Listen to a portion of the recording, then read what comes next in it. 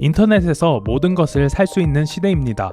지금은 온라인으로 물건을 사는 것이 익숙하지만 제대로 된 물건을 받을 수 있는지 의심하던 때도 있었죠. 배송비 때문에 돈을 더 내고 물건을 받기까지 시간이 오래 걸리는데 교환 환불이 될지 안 될지도 알 수 없었습니다. 이렇게 스트레스 받을 바엔 가게에서 직접 보고 사는 것이 나았죠. 하지만 이제 우린 이런 고민을 하지 않죠. 저렴한 가격, 쉬운 결제, 빠른 배달, 편한 교환 환불, 이 모든 것을 너무나 탁월하게 해결한 서비스가 등장했기 때문이죠.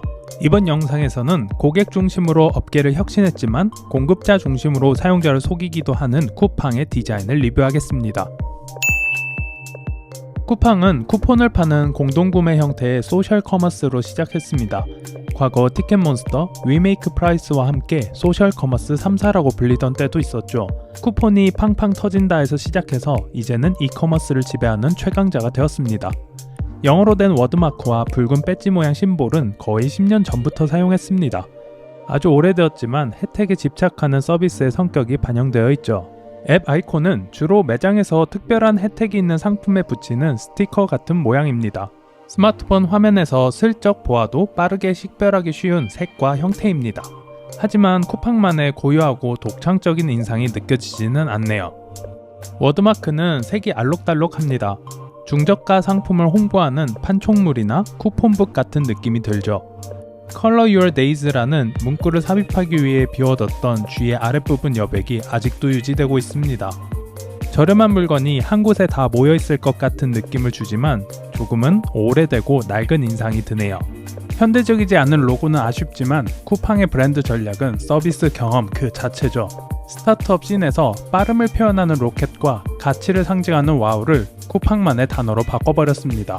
이제 빠른 배송을 상징하는 로켓 배송과 와우 멤버십을 모르는 사람은 없죠.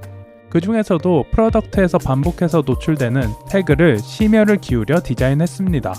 어떤 크기에서도 식별하기 좋은 형태의 로켓 아이콘과 빠른 속도가 느껴지는 기울어진 글꼴로 태그를 디자인했죠. 상품 목록에서 가격과 구분되면서 선택적으로 집중하기 좋은 색을 사용했고 탐색에 방해되지 않도록 적절한 수준의 대비를 주었습니다. 로켓 와우, 로켓 프레시 등 다양한 배송 관련 서비스를 동일한 방식으로 표현합니다. 쿠팡은 온라인 쇼핑에서 가장 중요한 본질적 경험에 집중했습니다. 월 멤버십을 구독하면 압도적인 경험을 할 수 있죠. 생활에 필요한 거의 모든 종류의 상품이 있고 신선식품도 구매할 수 있습니다. 하루 만에 상품을 받을 수 있고 마음에 안 들면 바로 교환하거나 환불할 수도 있죠. 그리고 프로덕트의 사용 단계가 정말 짧습니다. 원하는 상품을 검색하면 한두 번 스크롤했을 때 많은 후기가 쌓인 상품을 쉽게 찾을 수 있죠. 같은 상품이 여러 상품으로 쪼개져 있지 않아서 가격 비교를 할 필요도 없죠.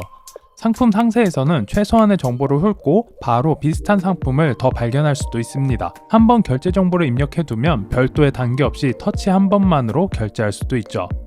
총 3번만 터치하면 상품을 살 수 있습니다. 이보다 짧기는 정말 어렵죠. 반면 발견을 위한 탐색은 좀 어렵습니다. 탐색의 시작점인 홈은 판촉 중심으로 설계되었죠. 닫기 버튼을 찾기 어려운 팝업부터 등장하고 슬라이드 배너와 고정 배너가 가장 넓은 영역을 차지합니다. 주로 할인 상품과 브랜드 광고 위주로 내게 맞지 않은 정보가 많다고 느껴지죠. 판촉을 뚫고 아래로 스크롤하거나 카테고리 탭을 눌러 상품을 둘러보면 카테고리마다 사용 패턴이 달라서 혼란스럽습니다. 배치 순서나 내용도 달라서 내가 찾는 정보가 어디 있는지 예측하기가 정말 어렵죠. 마치 밀림 숲을 더듬거리면서 나아가는 느낌이 듭니다. 매끄러운 상품 구매 단계와 다르게 탈퇴는 정말 어렵습니다. 쿠팡의 다크 패턴은 이미 널리 알려졌죠. 탈퇴 과정을 정말 길고 복잡하게 만들어서 결국 탈퇴를 포기하게 만듭니다. 거짓말을 하지는 않지만 끊임없이 내가 잃게 될 혜택이 무엇인지 자세하게 설명합니다. 쿠팡이 원하는 행동을 하는 버튼을 강조하고 쿠팡이 원하지 않는 행동을 약하게 표시합니다. 제품 디자인으로 할 수 있는 모든 방법을 동원해서 해지를 가로막죠. 마치 오프라인 매장을 나서려는데 문을 닫고 두세 명이 나를 가로막고 했던 말을 계속 반복하는 것 같습니다. 신미성은 정말 아쉽습니다. 먼저 이미지가 서로 뽐내려고 아우성이죠. 통일된 규칙이나 제약이 없어서 오직 눈에 띄기 위한 시각 기법을 사용합니다. 이벤트가 제공하는 가치보다 자극적인 면이 많이 강조되죠. 바로가기 아이콘도 디테일이 너무 많아서 무슨 내용인지 알아보기가 어렵습니다.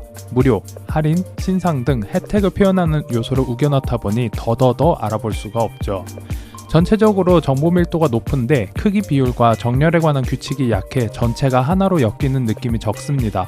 주로 강한 색을 닻으로 삼아서 눈의 움직임을 유도하는데 레이아웃 정렬이 미묘하게 어긋나 있어서 묘한 불편함이 느껴집니다. 상품 카드는 깔끔한 썸네일 이미지와 좌정렬 규칙을 잘 지키고 있는데 혜택을 상징하는 태그의 위계가 조금씩 엉키기 시작합니다. 제공하는 서비스는 많은데 이름도 비슷해서 구분하기가 어렵고 회사가 미는 로켓 와우는 최근 다른 서비스보다 더 진하게 표시했네요. 새로운 정보가 계속 추가되고 있습니다.